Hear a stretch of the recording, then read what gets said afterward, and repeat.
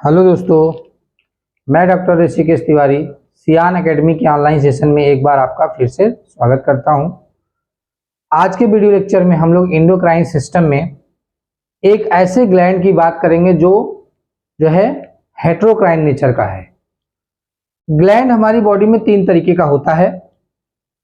कुछ ग्लैंड्स ऐसी होती हैं जो सिक्रीशन को जो है बाहर एक्सटर्नल एनवायरनमेंट में रिलीज करती हैं थ्रू डक्ट। उनको हम लोग एक्सोक्राइन ग्लैंड्स कहते हैं, जैसे हमारी सेलेवरी ग्लैंड्स होती हैं, जैसी हमारी सेबेसियस ग्लैंड्स होती हैं, जैसी हमारी लैक्राइमल ग्लैंड्स होती हैं, इनको कहते हैं। लेकिन कुछ ऐसी ग्लैंड्स होती हैं जो हार्मोन्स को टिश्यू फ्लूइड में रिलीज कर देती हैं, उन्हीं को हम लोग एंडोक्राइन ग्लैंड्स कहते हैं। लेकिन कुछ ऐसी भी ग्लैंड बॉडी में पाई जाती हैं जो दोनों तरह का नेचर होता है, मतलब जो एंडोक्राइन की तरह भी काम करता है, जो एक्सोक्राइन की तरह भी काम करता है। तो ऐसी ग्लैंड को हेटेरोक्राइन ग्लैंड्स या मिक्स ग्लैंड कहते हैं।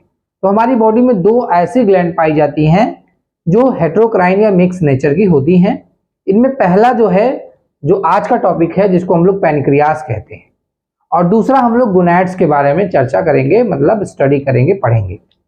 तो पैनक्रियास को समझते हैं। पैनक्रियास जो होता है, जो मेजर रूप से ग्लैंड जो होती है लीफी स्ट्रक्चर ग्रुप में पाया जाता है। सी शेप्ड जो है cavity of the duodenum. Duodenum small intestine का पहला पार्ट होता है जो सी शेप्ड कैविटी के रूप में होता है, और उसी में लीफी स्ट्रक्चर पाया जाता है जिसको पैनक्रियास कहते हैं। पैनक्रियास एक तरह का हेटेरोक्राइन ग्लैंड्स होता है, जिसके अंदर हम संरचना अगर देखें तो इस तरह से होता है। और पैनक्रियास के अंदर देखें तो ये पैनक्रियास जो ग्लैंड्स है, ये एक तरह का हेटेरोक्राइन ग्लैंड्स होती है, और इसमें एक्सोक्राइन और एंडोक्राइन दोनों पार्ट पाया जाता है।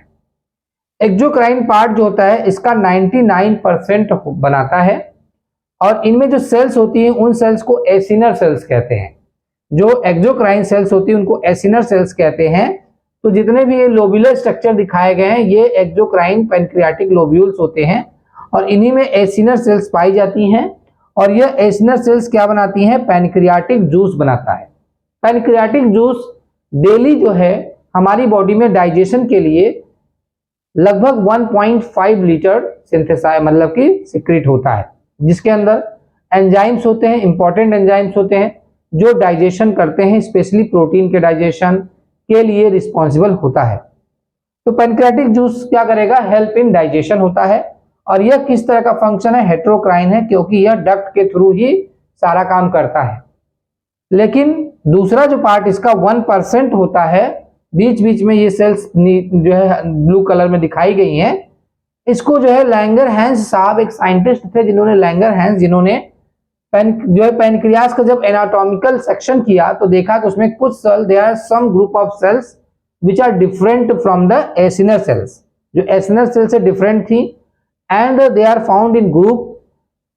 एंड उसको इन्होंने बोला कि मतलब these cells are known as the islets of Langerhans.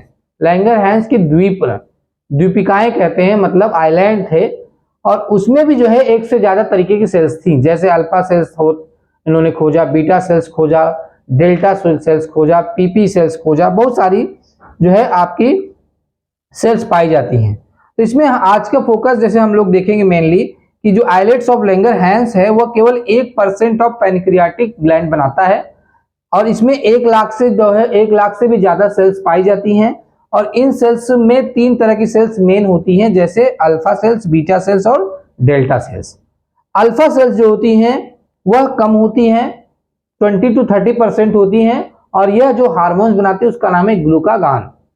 Glucose गान वाला हार्मोन्स है, मतलब ऐसा मतलब कि हार्मोन्स जो लो ग्लूकोज लेवल को कंट्रोल करने का काम कर रहा है, क्योंकि जब यह हार्मोन्स बनेगा तो ये इंडिकेट करता है कि ब्लड में ग्लूकोज की मात्रा कम है। जिसको आप तोड़ोगे शब्द को तो समझ में आ जाएगा कि glucose gone from the blood, it means कि मतलब alpha cell has to synthesize this hormones that is glucagon. तो ग्लूकागॉन कब सिंथेसाइज होगा, कब सिक्रीट होगा? जब हाइपोग्लाइसीमिया कंडीशन होता है। मतलब हाइपोग्लाइसीमिया मतलब low blood glucose level. Hypo मतलब लो, ग्लाइसीमिया मतलब ग्लूकोज, ग्लाई मतलब ग्लूकोज, इमिया मतलब ब्लड। तो हाइपोग्लाइसीमिया मतलब लो ब्लड ग्लूकोज लेवल होता है, तब ग्लूकागॉन का सिंथेसिस होता है। और वह क्या करता है कि ग्लाइकोजिनोलिसिस प्रोसेस को प्रमोट करके ग्लूकोज की मात्रा को इंक्रीज करता है, लेवल को इंक्रीज करता है। नॉर्मली ग्लूकोज का लेवल जो ब्लड में होता है वो 80 टू 120 मिलीग्राम पर डेसीलीटर होता है, मतलब 100 ml में 80 से 120 मिलीग्राम डिजोल्व रहता है एज ए सॉल्यूट के फॉर्म में। अगर इससे कम होगा मतलब बिलो 80 और एबव जो है 120, दोनों ही प्रॉब्लम क्रिएट करता है। इसलिए बिलो 80 होगा तो ग्लूकागॉन जो है और एबव 120 होगा तो इंसुलिन, जो कि बीटा सेल से बनता है। तो बीटा सेल एक बहुत ही इंपॉर्टेंट जो है हमारा जो है सेल है इन पैनक्रियास के आइलेट्स ऑफ लैंगरहैंस में, जो क्या करता है इंसुलिन बनाता है, जिसको एंटी डायबिटिक हार्मोन्स भी कहते हैं। क्योंकि यह डायबिटिक होने से रोकता है इसलिए इसको एंटी डायबिटिक हार्मोन्स भी कहते हैं। और साथ ही साथ एक और जो है सेल पाई जाती है जिससे बनता है सोमैटोस्टैटिन, जिससे क्या बनता है सोमैटोस्टैटिन एक हार्मोन्स बनाता है जो है ये हार्मोन्स क्या करता है अल्फा बीटा सेल के सिक्रीशन को मेंटेन करने का काम करता है। तो यह एक तरह का मतलब कि लोकल हार्मोन्स है सोमैटोस्टैटिन। तो यहाँ पे आज का जो वीडियो के लेक्चर का हमारा थीम है, टॉपिक है, वह इंसुलिन के बारे में हमें समझना है। जैसे देखिए हम यहाँ पे आपको बताया कि मतलब आइलेट्स ऑफ लैंगरहैंस दिखाए हुए हैं और इसमें बीटा सेल को हमने ये मैग्नीफाई करके दिखाया हुआ है।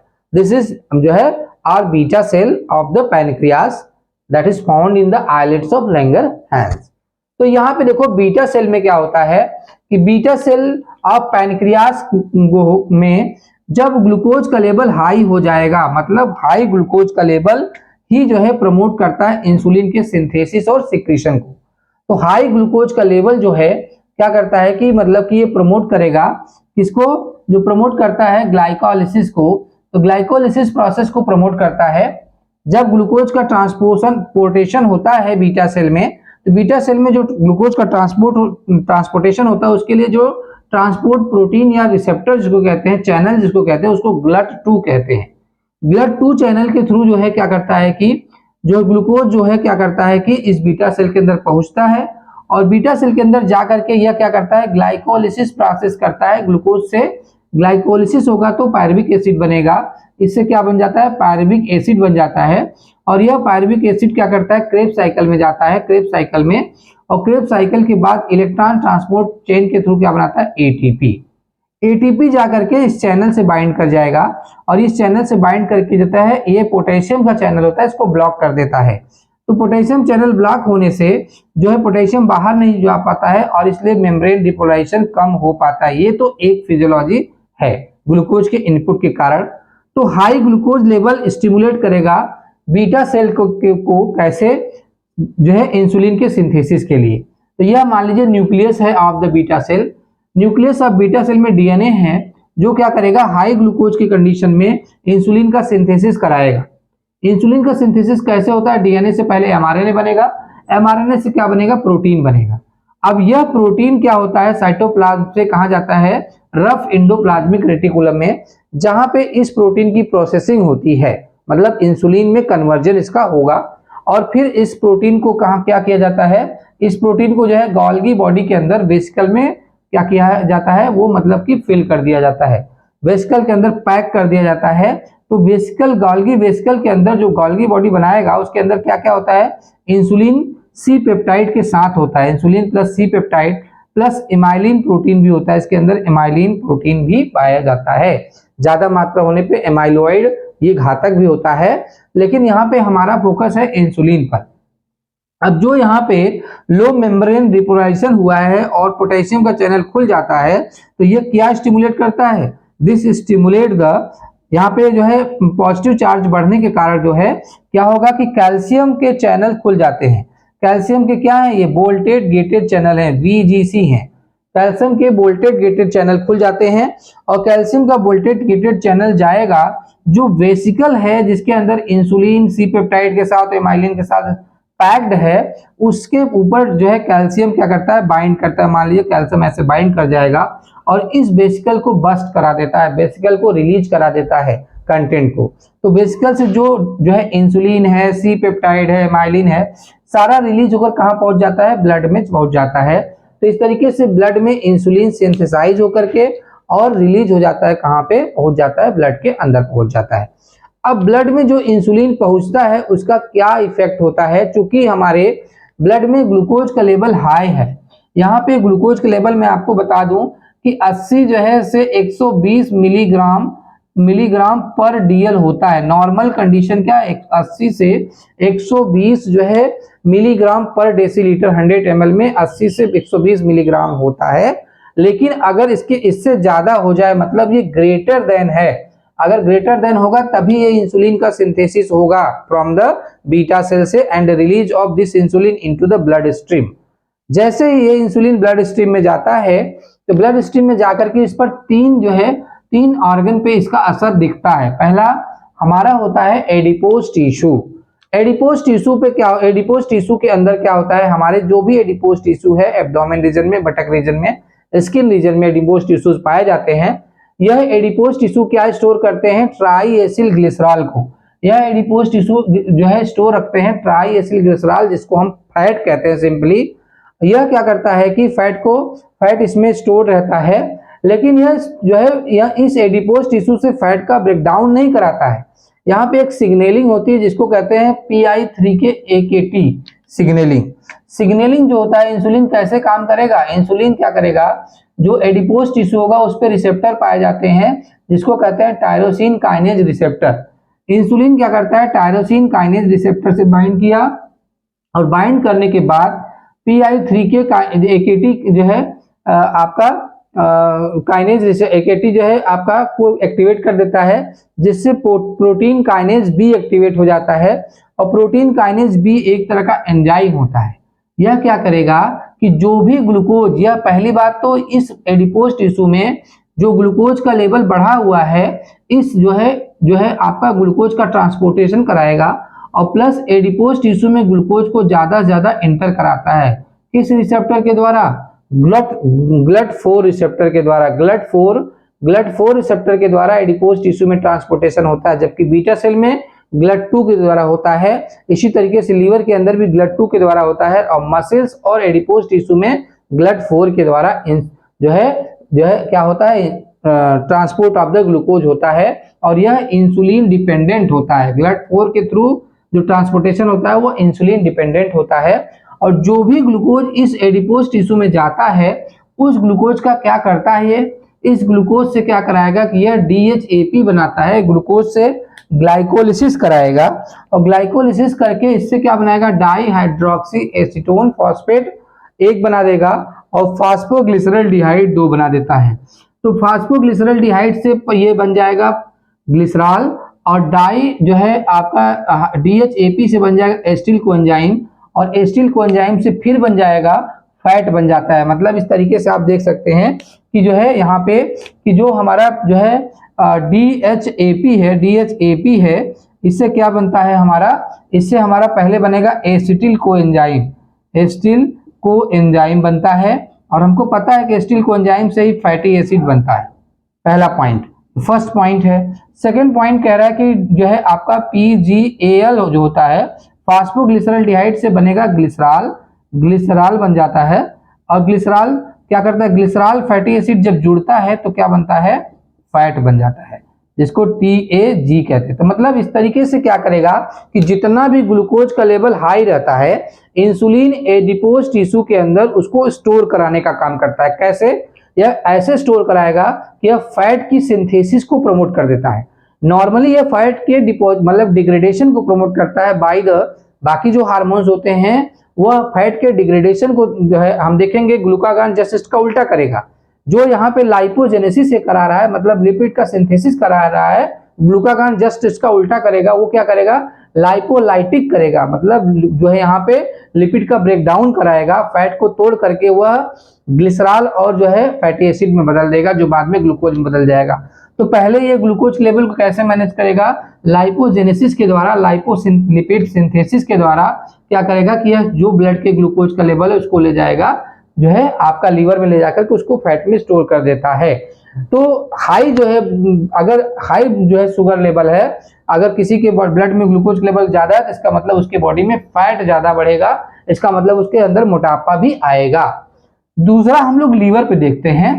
तो लीवर पे क्या होता है कि लीवर टिश्यू पे क्या होता है कि सिमिलरली लीवर टिश्यू पे क्या है, यही ग्लूकोज GLUT2 रिसेप्टर के थ्रू लीवर टिश्यू में पहुंचता है और यहाँ पर भी क्या होता है कि जो हमारा टायरोसिन काइनेज रिसेप्टर के थ्रू यह काम करता है और PI3 के AKT एंजाइम के थ्रू प्रोटीन काइनेज बी बनाता है। और यह प्रोटीन काइनेज बी क्या क्या कराएगा लीवर पे, एक तो लीवर में ग्लाइकोजेनेसिस कराएगा।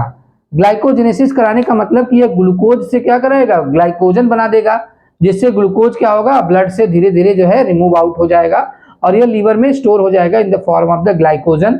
दूसरा क्या कराता है कि जो ग्लूकोज है उसको जो है पायरुविक एसिड से एसिटिल कोएंजाइम और फिर ATP में कन्वर्ट कर देता है, तो मतलब एनर्जी में कन्वर्ट कर देगा ताकि ग्लूकोज का कंजम्पशन हो जाए, या डायरेक्टली ग्लाइकोलिसिस में कन्वर्ट करके ग्लूकोज को कंज्यूम भी कराता है।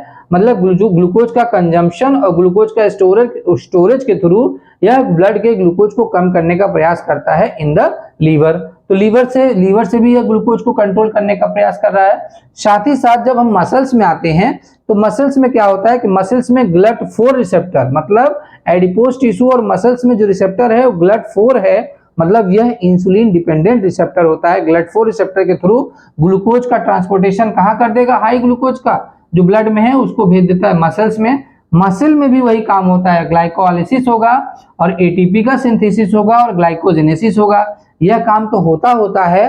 साथ में यहाँ पे जो अमीनो एसिड है, अगर यह अमीनो एसिड जाएगा लीवर में तो ये भी ग्लूकोज ही बना देगा, इसलिए इस अमीनो एसिड को खींच करके लाएगा मसल्स में और मसल्स में ला करके इसको प्रोटीन में कन्वर्ट कर देगा।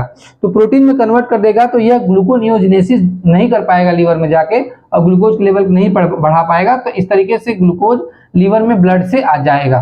तो इस तरीके से यह भी ब्लड के ग्लूकोज लेवल को घटाने का प्रयास करता है। तो इंसुलिन जो होता है इसीलिए एंटी डायबिटोजेनिक हार्मोन्स कहा जाता है, क्योंकि यह बढ़े हुए ग्लूकोज के लेवल को कंट्रोल करने का प्रयास करता है।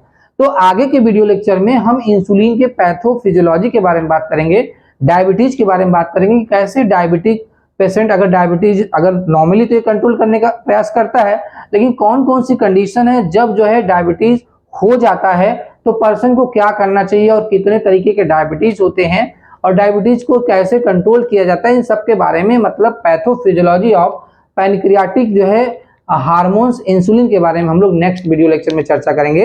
तो आज के वीडियो लेक्चर में हम लोगों ने देखा कि इंसुलिन जो है बेसिकली बीटा सेल से बनता है और इसका सिंथेसिस कैसे होता है, इसके लिए स्टिमुलस क्या है, हाई ब्लड ग्लूकोज लेवल है, और यह हाई ब्लड ग्लूकोज लेवल कैसे इंड्यूस करता है सिंथेसिस ऑफ इंसुलिन को। और एक बार इंसुलिन जब सिंथेसाइज होता है तो वह ब्लड के ग्लूकोज लेवल को, हाई ब्लड ग्लूकोज लेवल को जो मतलब कि वह 80 to 120 से ज्यादा हो जाता है तो उसको कैसे कंट्रोल करता है, कंट्रोल करने के लिए कौन कौन से आर्गन की रिक्वायरमेंट होती है, मतलब एडिपोज टिश्यू से, लीवर से और मसल से ये कंट्रोल करता है। तो दोस्तों आज के वीडियो लेक्चर में हमने डिटेल्स जो है इंसुलिन के जो है सिंथेसिस और उसकी जो है फिजियोलॉजी के बारे में डिस्कस कर लिया। आप वीडियो लेक्चर को 102 बार जरूर देखें, आपको वीडियो लेक्चर बहुत अच्छे से समझ में आ जाएगा। अगर कोई प्रॉब्लम हो, कोई आपको जो है क्वेश्चन हो तो आप जरूर कमेंट करें, और वीडियो अगर अच्छा लगे तो आप उसको जो है लाइक जरूर करें वीडियो को और शेयर करें अपने दोस्तों से। अगर चैनल पे आप नए हैं तो आप चैनल को सब्सक्राइब करें और अपने दोस्तों को सब्सक्राइब करने के लिए भी कहें, जिससे हम और जो है आपको अच्छे कंटेंट और मटेरियल प्रोवाइड करते रहें। आप जब चैनल को सब्सक्राइब करेंगे, कमेंट करेंगे, लाइक करेंगे तो वो मुझे एनर्जी देगा और फिर मैं आपको आगे भी ऐसे वीडियो लेक्चर प्रोवाइड करता रहूंगा। दोस्तों, thanks for watching the online session organised by the Siyan academy. This is doctor Rishikesh Tiwari.